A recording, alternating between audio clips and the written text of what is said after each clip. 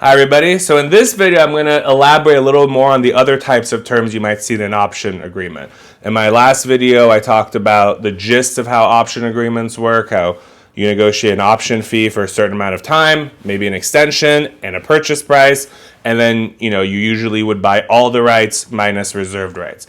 But there are other terms that are typically in an option agreement. So one of them might be what we call passive participation. So kind of like a royalty. So it's not only am I paying you the, say, 100,000 to buy the right to make something, a TV show or a movie, but sometimes people will negotiate for royalties. Maybe if I make more than one. Maybe I make a movie and then later I make a TV show out of it. So sometimes they'll say, okay, well, if you do that, then I want whatever, $5,000 per every episode you make. You don't have to include these, but they're typically included when negotiating for rights, especially if it's an original property, like a cool book. There's usually other ways to get money, like through royalties or passive payments, which is what we call them. Another big one, and we'll have a whole conversation about contingent compensation later down the road, but basically the percentage of back end, like profits that these movies or the TV show might come up with. That's another typical part of a contract for rights is if this blows up, in addition to the purchase price and maybe the royalties you're getting, you also might get a certain percentage of all the profits that come with it.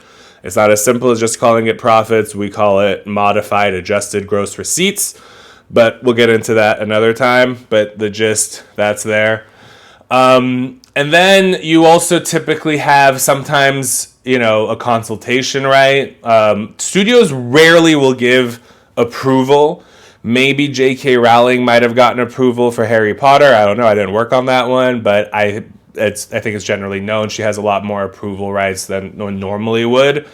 Usually an author at most is going to be able to get consulting rights. So, hey, we'll let you know who we're talking to for different roles, who the director is going to be.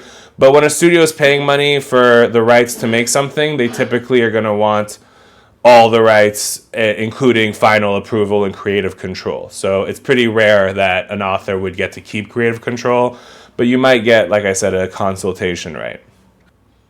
And another big one is credit. Source material credit. We usually determine that in the contracts and basically based on the blank by blank. So Harry Potter's case based on the Harry Potter books by J.K. Rowling. Or if it's another title of a book based on this title by this author, we usually explain how it's going to be. But that's usually covered, that you will get credit for this. Sometimes we ask an author to actually render services on a movie or a show. Like we'll consult with you on who we're hiring, but we actually want you part of the creative process. We want your consulting services or maybe even your executive producing services, depending on what your experience is. And in that case, we'll want to make sure we own all of those services and, we'll maybe work out a fee and you might even get credit. So it might say based on blank by author and also, consultant this person, or even maybe executive producer credit for this person.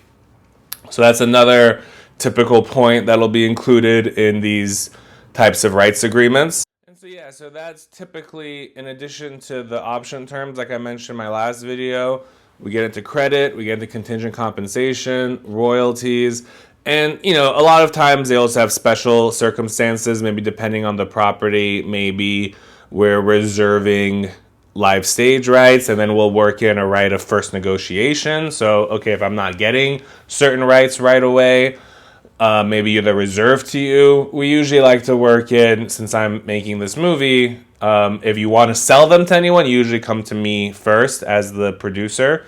So that's another thing that we factor in as entertainment lawyers when we're preparing these kinds of deals.